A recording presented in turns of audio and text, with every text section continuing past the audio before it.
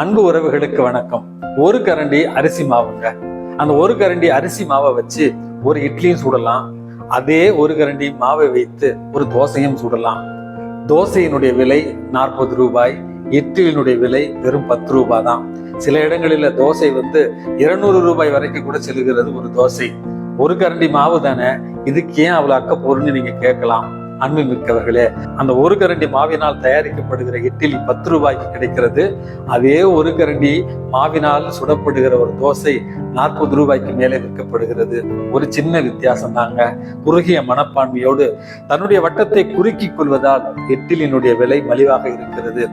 அதே ஒரு கரண்டி மாவினால் தன்னுடைய இருப்பை பெரிதாக்கிக் கொள்கிற அந்த தோசை மாவு விலை அதிகமாக பார்க்கப்படுகிறது. அன்பு மிக்கவர்களே, எளிய செய்தி தான். நம்முடைய எண்ணங்கள் குறுகியதாக இருந்தால் நம்முடைய வாழ்க்கை கூட மிக குறுகியதாகத்தான் இருக்கும். எண்ணங்களை பெரிதாக்குங்கள், எண்ணங்களை மேம்படுத்துங்கள், மகிழ்ச்சியாக வாழுங்கள். இந்த நாள் உங்களுக்கு இனிய நாளாகட்டும். வணக்கம். அன்பு